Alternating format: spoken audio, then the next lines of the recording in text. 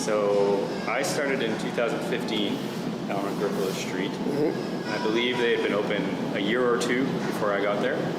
So I think it was 2013 or 14 or something like that.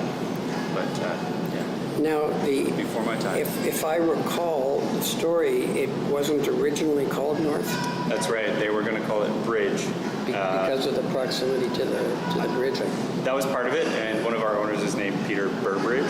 So Okay. it was sort of a double meaning. Somebody in Vancouver licensed the name before we got the copyright to it. Right.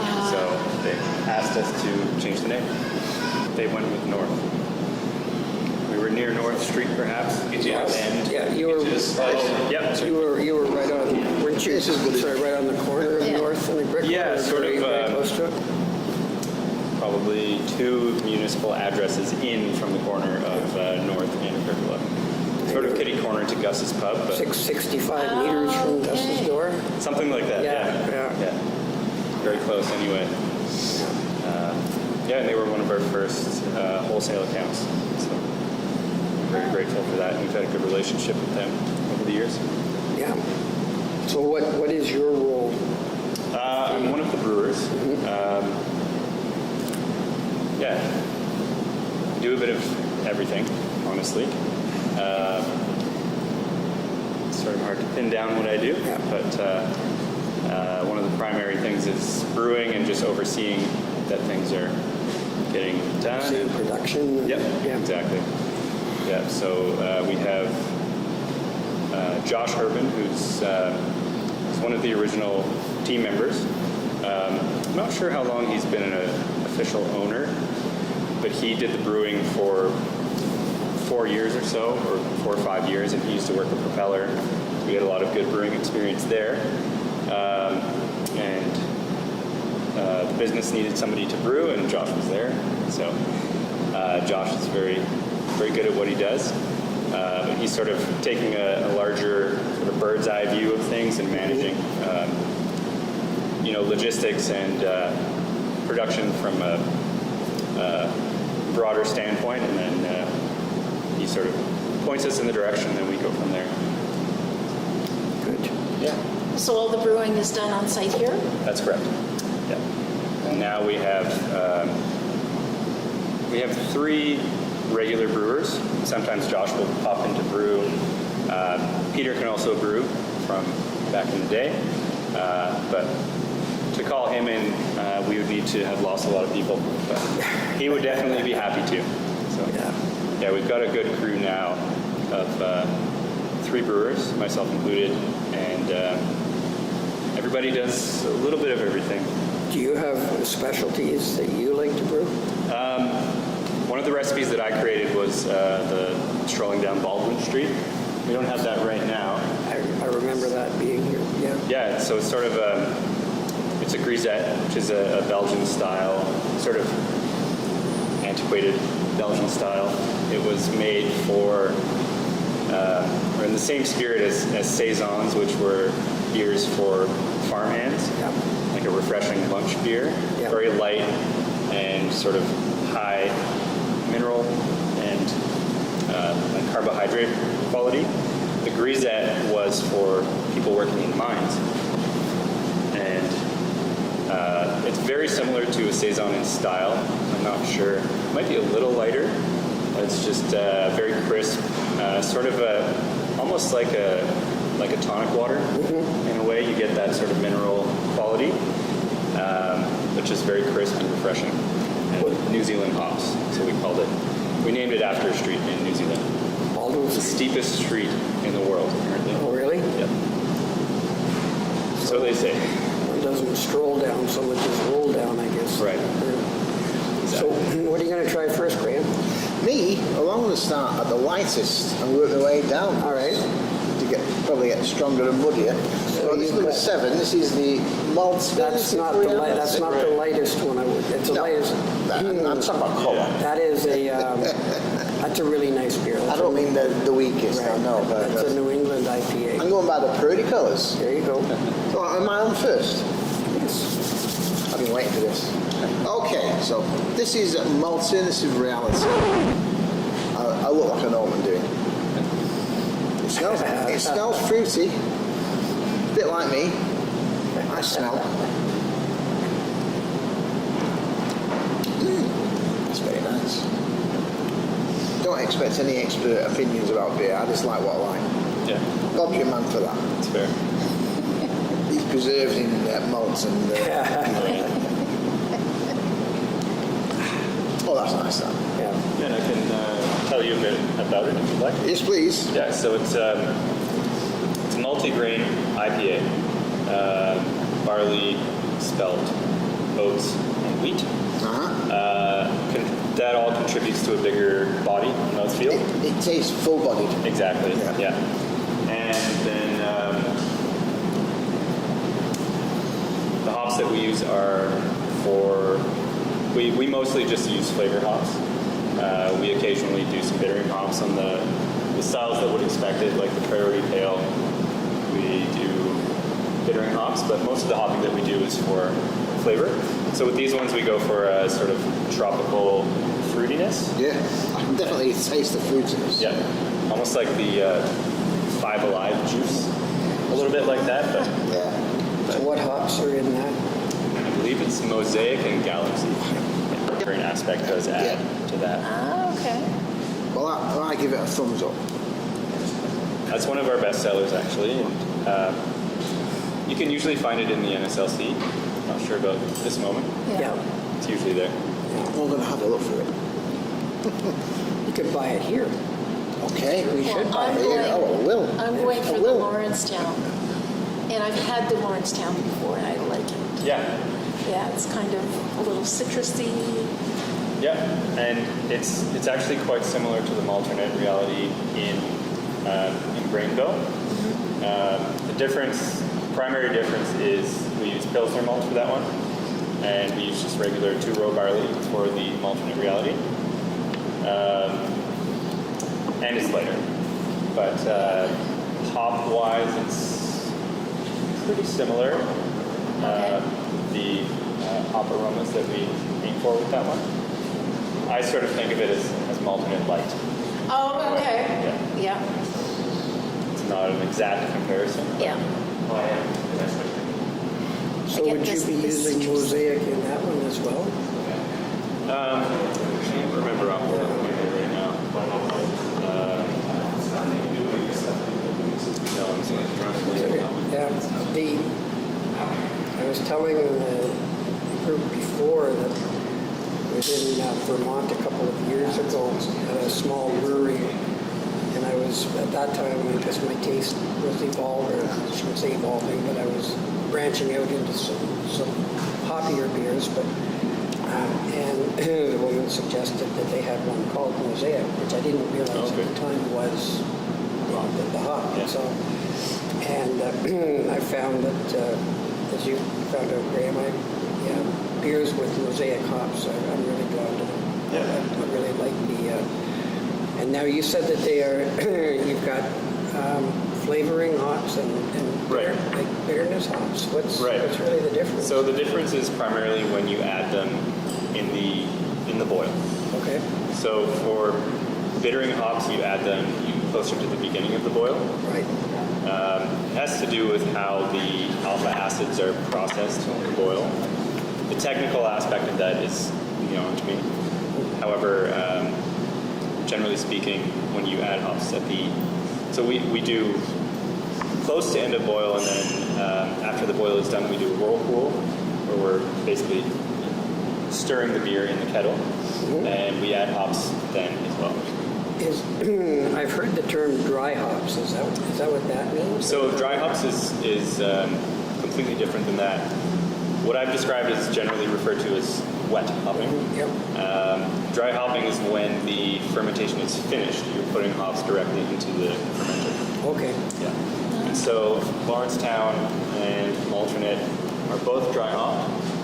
And yeah, I'm actually not sure what real flavor quality we get from that, but it gives an extra punch of hoppiness anyway. So the hops that are added towards the end of the process aren't going to contribute as much to the bitterness. It's just Right. just getting the flavor. Yeah.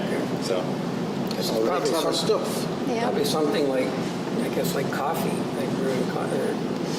You know, you get your dark roast and your light roast, and Yeah. in a way, I don't know. I do like Changes that. the flavor. Make sure know how they do it. Yeah. I'm going to try the Go on, Bob. Yeah. Sparrow Pilsner.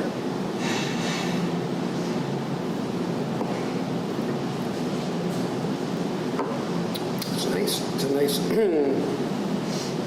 it, Brad? Is that 4.5 or 4.8. 4.8. Yeah. Is this one? I like it. Is this one that you've had for a while? We've done it, I think, on and off for the last 2 years. The trouble is because it's a lager, it's a pilsner. It holds up a tank for a couple of months. So it's a longer process. That's right. Yeah, Okay. the lagering process is sort of a cold conditioning. Lager yeasts ferment at generally colder temperatures, and then there's a long period of cold conditioning. So they sit in the tank for quite a while. That's why they're often much clearer. We're probably getting a little bit of chill haze right there, but they're generally quite clear for that reason. There's lots of time for the sediment to drop out.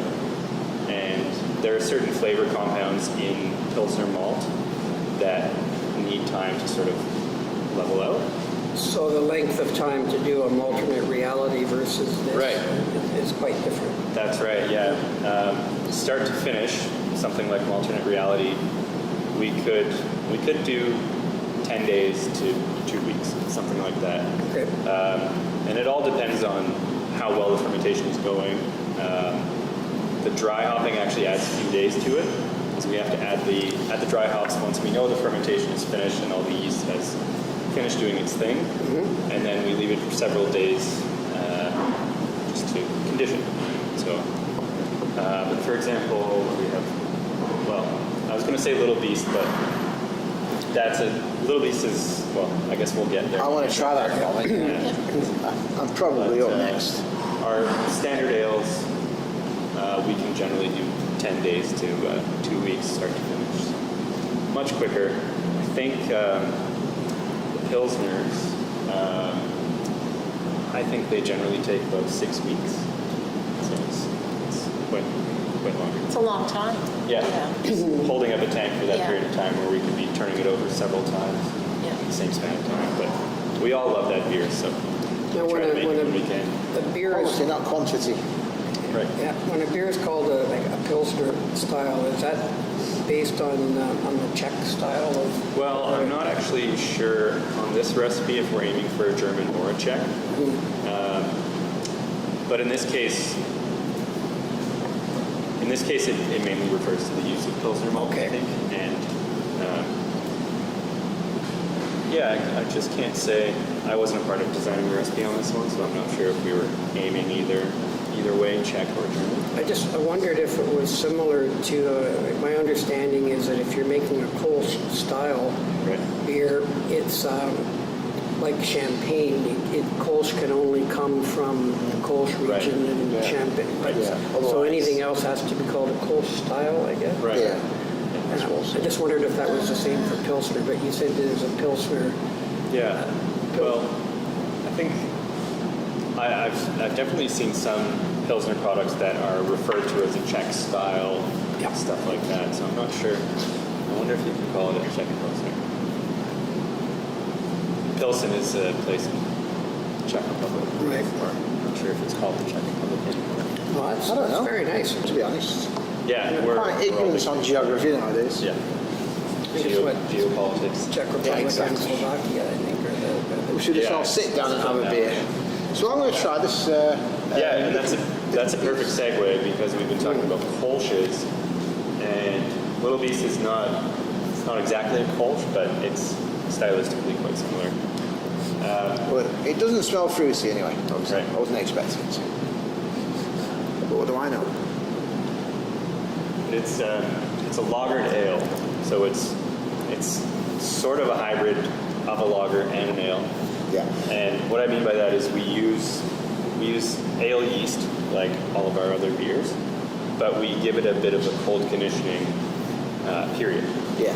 and that just helps with the clarity, like you see. Yeah. And It has got a clear It's nice and clear to look through. It's got a clear edge to the taste. It's not a sharp taste. It's No. it's very subtle. Yeah, and the hops are, it's not very hop forward. No. Like the Lawrencetown or the Maltenu, for example. In fact, after drinking that, it's probably ruined my taste buds for this one. I'm not sure. Yeah, yeah. I don't know how to Probably should have describe got to it. that one later. Never mind. It's okay. Yeah.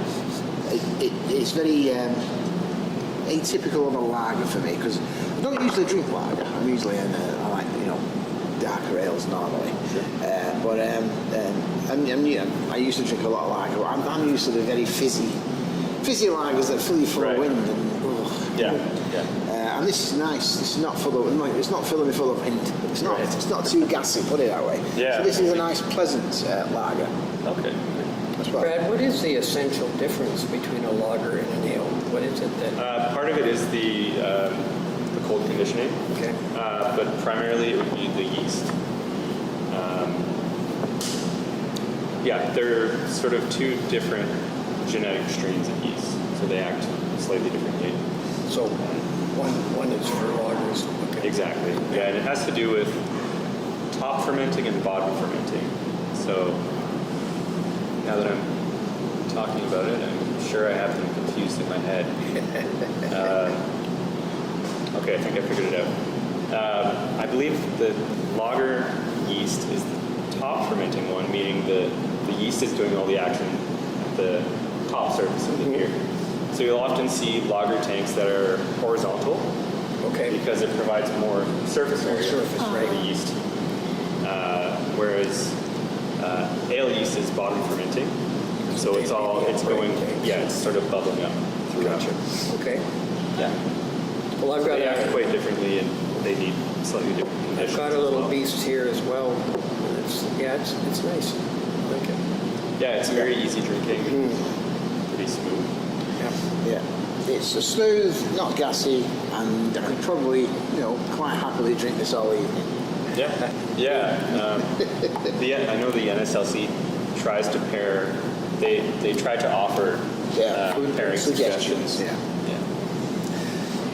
What have you got there, Christine? I have the beer nana. Okay. It's ladies' drink. It's got banana in it. That's quite good. Probably. I want to taste it. I'm biased. Can I have a taste? Very hint. Yeah. It's nice. I can smell banana. Yeah, it's kind of shocking that it's not just like a total Doesn't overpower banana it. bomb. Yeah. Yeah. We actually added Oh. banana puree to the fermentation. Yeah. We used to Hefeweizen yeast. It's a type of beer that generally has some banana flavor qualities to begin with, I can definitely taste them. but it surprisingly is not so overpowering to me. So what It's kind gone quite of well. beer is that? A Hefeweizen is a German ale. I believe they're usually quite carbonated, and they're hazy. I'm Yeah. not sure. Yeah, that one's a little hazy. Yeah. But all of those qualities come from the yeast. So it is an ale yeast, but it's just a slightly different strain that Oh, okay. acts a little differently. That's the most unusual one I've tasted so far. Yeah. So you should normally like these, what do you call them? Radlers? With Radlers. Like different radlers. Oh, yeah. flavoured Yeah. fruits and strawberry. Yeah. And I always like think it tastes sours. horrible because I don't think strawberries and raspberries You belong said you together. don't like that one? I like sours. Oh, yeah. Yeah. She does. She likes the sour beer. Yeah, the fruited sours can be quite good. Yeah. The point being is that it tastes quite nice. Yeah. There you go. For the amount of banana puree that we added in there, it was quite shocking that it wasn't just a It total, wasn't, like, not like you're just eating a banana. I don't think you need them anymore. I think it's fine. No, there's just a hint. Like Don't get you carried away. really. Still want to think it's beer. No. Yeah, it's still beer. Still want Yeah. to, I don't mean that. We still want it to be beer. That's too much to drink. So what have you got next, Graham? Oh, wait a minute. Finish this one. Okay, well, I am. Since I moved to Canada, I've been a red man, an Irish red man. So the next one is Cole Harbour Red. That's right. And I think I've had this before, and I did like it. So yeah, there's a few reds. I mean, you think they'd all taste the same, but they don't. There's a few reds that I don't like. I'm not going to say them on here because I don't want to start disparaging people. But this one, I've had it before. I did like it. I want to have it now. Yes, that's definitely one of the better reds. Yeah. I do like Rickard Red, but that's one. That's a good example. Of the style. An example of the style, yeah. But this actually tastes. Yeah. So do they have different, are there different sort of strains of, or styles of red beer? As far as I know, well, I think you could consider like the reds and ambers as a bit of overlap. Yes. But I think when you call something a red, there's not that many different types of red. They But do stylistically, most certainly the ambers have are quite close. different brands that are different breweries have different taste. Yeah. And there's a couple, only two that I can think of that I don't like. And what was it you didn't like about them? Or shall I say it? You don't need to say the name of the beer. Well, let's say, it goes on the end of a boat and makes it move forward. Plane. All right, fine. Not keen on that one. Yeah. Also, the type that is in a fort with Yeah, but what's the what is- reason why you don't like them? Oh, Yes, sorry, hey. I thought you wanted to know what they were. No, I just don't like the no. taste. I just don't like the taste. This doesn't taste right. There was something that It's got a was funny it a taste. sharp taste? Yeah, it's no, just I can't explain. some kind of an aftertaste. Yes, it's a nasty aftertaste. There you go. You can cut that That out. could be a lot of reasons. I'm not an expert on beer tasting. I just know what I don't like and what I do like. That's most of I it. like this. I like Rickard's Red, and I don't mind Keith's actually. Keith's is a nice red. But I'm comparing this to a brewery that does everything lovingly. This place, as opposed to a place that's Mass produced. mass producing stuff to stick it in the vats and thing, and they don't care what it tastes like. When we talked about the aftertaste, I had a couple of beers a few years ago from a brewery in New Brunswick, not one of the better known ones, and it was an amber and a blonde, and I tend to like both those styles. And there was something about like some kind of aftertaste that I don't know what it would have been, but it was in both of them that Yeah. I just That Yeah, I wonder. it's got a bit of a licorice taste to it. Sort of maybe it's just So- me. so have you got That's caramel the in red there? amber. Or It could be caramel. Well, yeah. It's nice. I wonder what that would be from. Yeah, the aftertaste you're talking about could be from one of the dark grains that they use, or the yeast strain that they're using. We've started using a different yeast for this one, for all of our dark beers for that matter. It's just more of a sort of a smooth finish. It's very clean fermenting yeast, so you don't get a lot of esters from the yeast. But we were finding before with the red and our milk stout, we were just getting a bit of unwanted bitterness from our standard ale yeast. Yeah. So we've just shifted, and we all think it's tasting better now. Oh, it tastes great. Yeah, I've had that one. It's very nice. Yeah. Thank you. Me?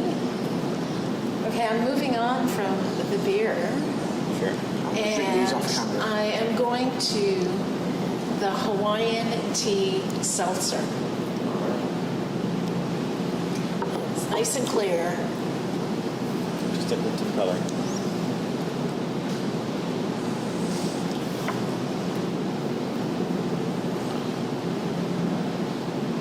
That's the kind of thing that is very refreshing, that you could drink a lot of.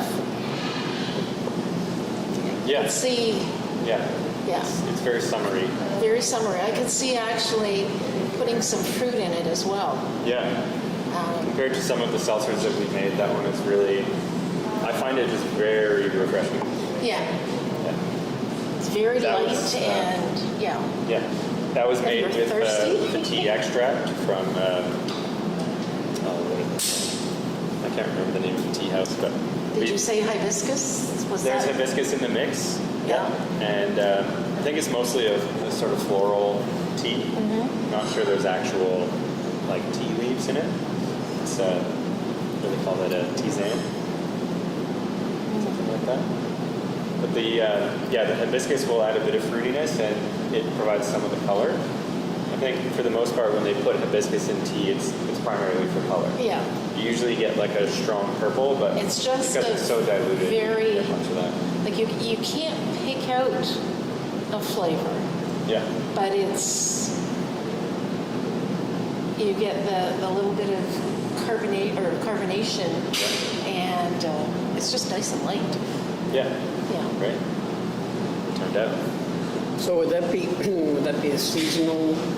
Yes. Yeah. For the most part, we've done the seltzers aimed at being available in the summers. But every Christmas since last year, we're doing a cranberry clementine seltzer. Right. Oh. Yeah. Oh, Winter- you're looking forward to that, aren't you? Yeah. Yeah. So we haven't started making that yet. Put your We'll be pre-order getting in. to it soon. Should be camping I'll be outside watching the door. for that one. Yeah, that'll be as long as we get it started. It'll Yeah. be ready around Christmas. Better get cracking. Yes, exactly. Yeah. When you open your facility in Timberley, will there be any brewing there, or is it all going to be Yes. done here? There will be some? We've just received a small brew house. I'm not sure on the actual size of it, but licensing wise, because the business is a brewery, to have any location, we have to have some brewing. Some production capacity. on, so, okay. That's right. Oh, I didn't know that. Yeah. And that's the only way we can do it. Yeah. So, for example, Battery Park, we have some brewing capacity there, very minimal, and we'll be doing a little bit more in Timberley. It's sort of like a pilot system, so we can do whatever wacky recipes that we want to try and don't want to commit to a full fermenter. Yeah. It's a perfect little size for that.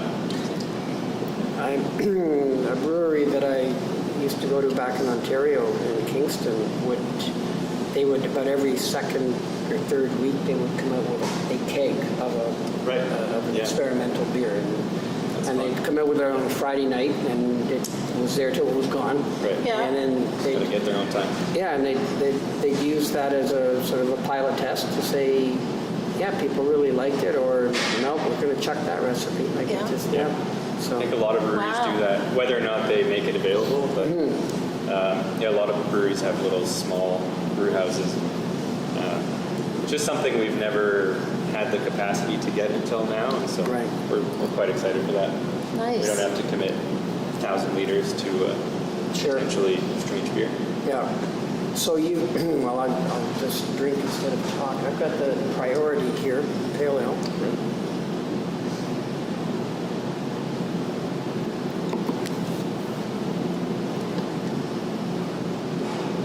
I like that. It's different than the Malternate. Yep. So is it different hops, I assume? Yes. It's mostly American hops. It's stylistically, it's an American pale ale. So more bittering hops in that one. Actually, very little flavor hops. You can, No.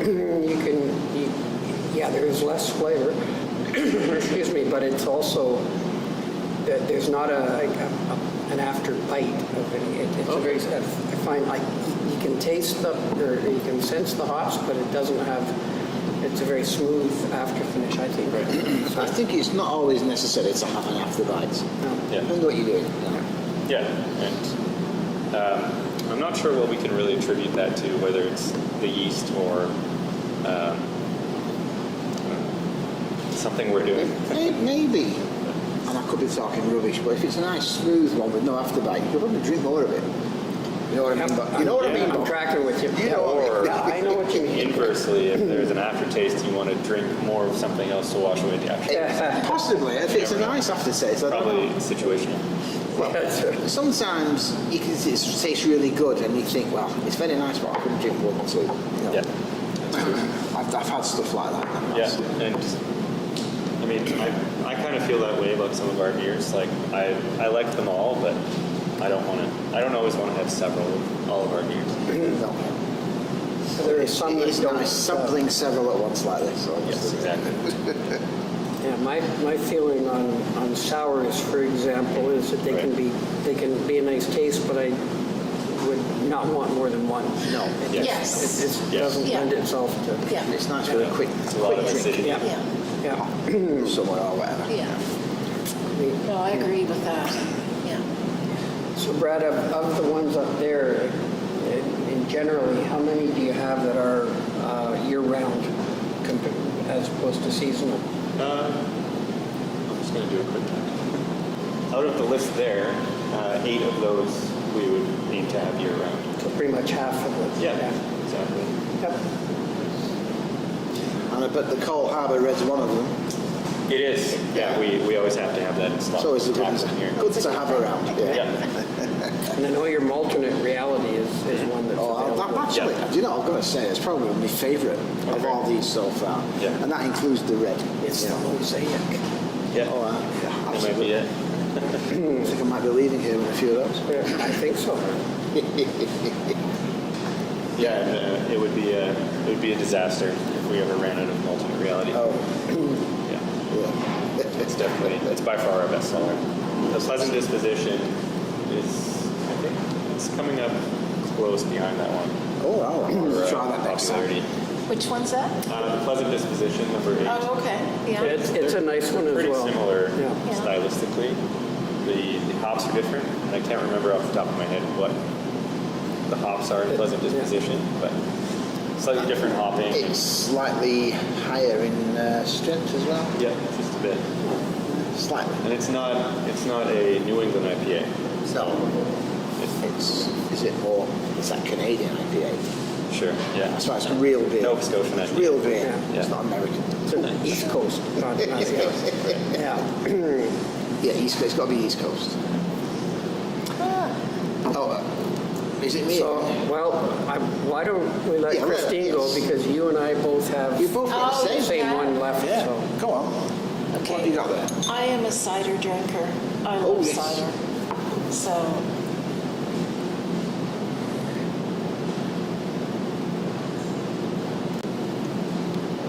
oh yeah. That took a few seconds to kick in. They said it's Sharon's favorite. It's not She's- really sharp, Right. where some ciders are very sharp. it's not really But- sweet either. But is it's it? not it. But it's dry. Yeah. Oh yeah. Yeah. Best side. Dry side. I like dry side. The sad thing is that we can't get that in the NSLC. At least I haven't found it. No, we've never. Which is had- not a problem for That's you cool, guys, but Yeah. It's got just the right carbonation in it, Okay. That's because good to it's hear. not really fizzy, but Yeah. it's not flat either. That's a still cider. Yeah, Believe but if it's it has. No, that's nice because it's light. I've got to try that. I'm sorry. I like Yeah. cider. No, that's So a we'll nice get one. COVID and we'll do this together. Yeah. We started making that because we wanted to have one available Yeah. in our tap room. And, we've always wanted to sort of branch out from beer making as well. So, That is a nice one. Yeah. It is. Yeah. I like It's- that. Yeah. It's light, which I find sometimes. I love cider, but sometimes It's not in you your have face. one, and it's just you can't have another one. yeah. Whereas Yeah. this one, I definitely I can would always have more than one. If it's cider, I can always have another one. Yeah. is it difficult to, if you're geared up for production of beer, is it difficult to brew a cider? Or what changes do you have to make? It's a bit of a different process because we're getting the pressed juice in 1,000-liter totes, so we don't inherently have the infrastructure to be transferring liquid out of totes. So sometimes we sort of have to make something up on how we get it from the tote into the kettle, Right? or just straight into the fermenter. We make it sort of periodically, so we've done it a couple different ways. It's hard to keep straight in my head what our current methodology is. But essentially we receive the liquid and then we just have to put it in the tank and put yeast on it. So what's the length of time compared to what we were talking Yeah, earlier? it's actually a little longer than a standard beer, probably closer to 2 2.5 to 3 weeks. Okay. And there are certain flavors like sulfur compounds that take time to work off in cider. Where do you we get- just don't get that in here. Yeah. Where do you get your juice from? We get it from Sterling's. Oh, okay.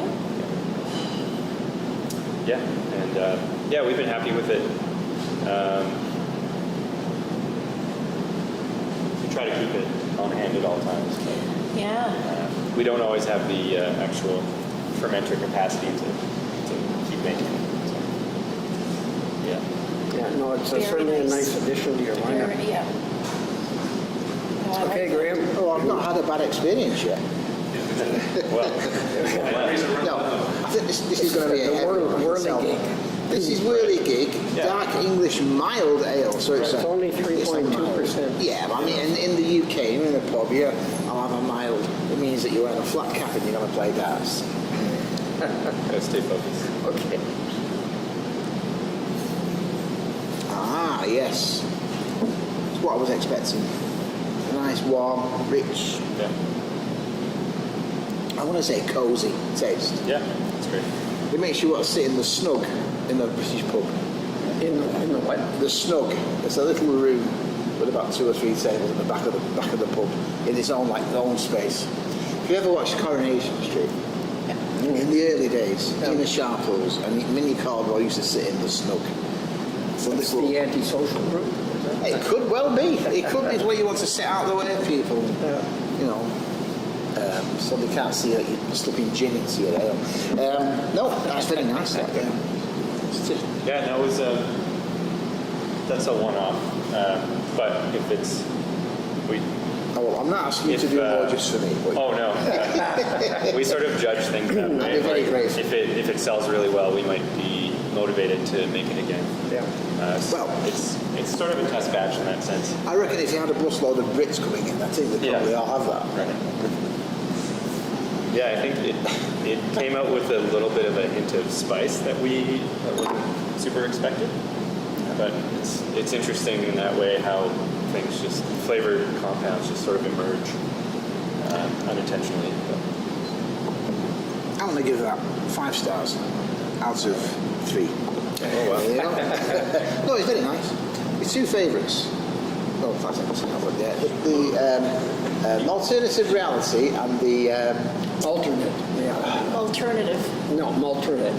oh, that's sorry. There was a post in the way. Oh, yeah. Alternate reality and the It's not a real word anyway. Whirligig. Whirligig. Sorry. Well, that's good to hear. Good to hear that whirligig. That people are liking the whirligig.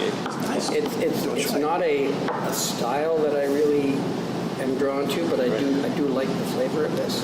You might not like it. Like I shouldn't say this is like a stout, but I'm not drawn to stouts either. But Right. it doesn't- Yeah. Actually, I like it better than some of the other They would have a ones similar malt I've bill, tried. What, mild? mild and stout, but Oh, the much heat. less malt goes into that one for the strength of it. But Right. some of the darker malts would be similar, like a chocolate malt. Brad, do you see a movement? Excuse me. Do you see a movement towards lower alcohol value? Absolutely. And Yeah. So I mean, this is we were Yeah. talking about this recently at 3.2%. This is it's got a lot of nice taste for low alcohol beer. Yeah. Yeah. It's not just. It doesn't just taste like a watery beer. Right. Yeah, we've definitely noticed a trend in that direction as well. And I don't know if it's just because we're all parents now and we have to stay home and have a couple of beers. It's we're sort of drawn to the lighter ones now as well. So are you excuse me? Are you able to do one like alternate reality in a lower alcohol content, or does it lend yeah. itself to higher? The Little Beast is, or sorry, not Little Beast, Lawrencetown Yeah. is. You could look at it in the sense of a lighter alternate reality. There is some difference, as I mentioned, but to go even lower might be a little difficult.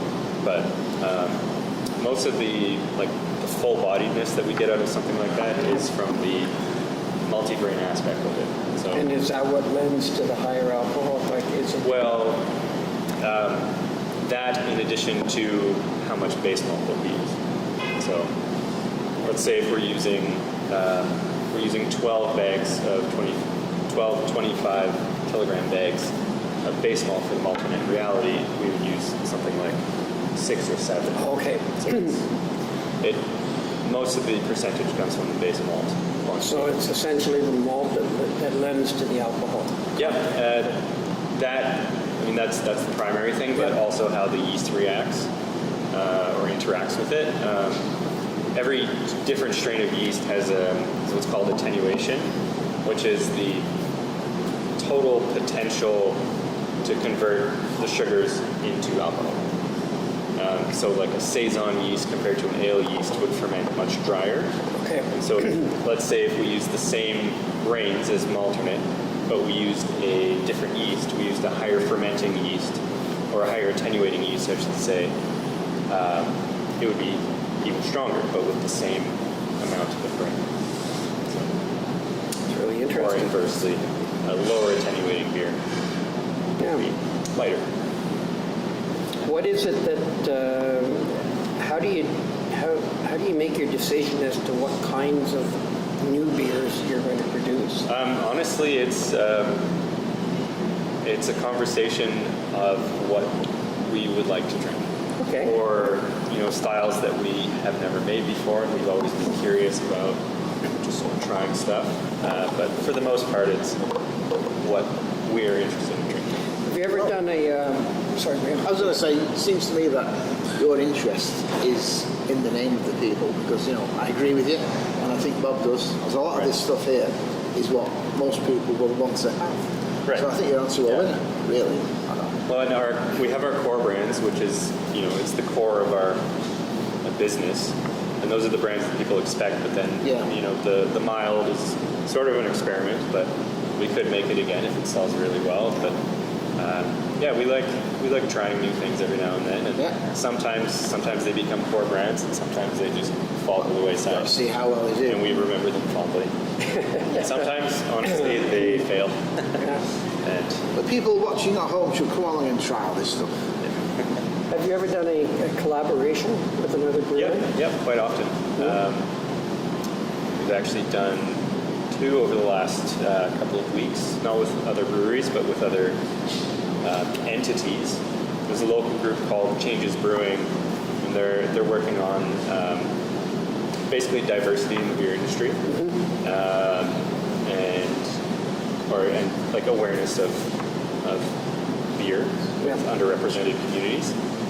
So we've done a couple things with them in the past. We did one last week that will be a long aging process in barrels, and then we did another one with another person in Ontario who works on sort of a consultancy on how breweries can increase diversity in their businesses and in the industry in general. Mm-hmm. So we did a collaboration with her. Her name is Ren Navarro in Ottawa, and she was just here for the week. Actually, we've done 3 now that we're talking about it. The Chai Walla Stout was a collaboration with a woman from Vancouver, and I don't know her name off the top of my head, but she was working with our owner Rosina on just adding chai spices to a stout, and that turned out quite well.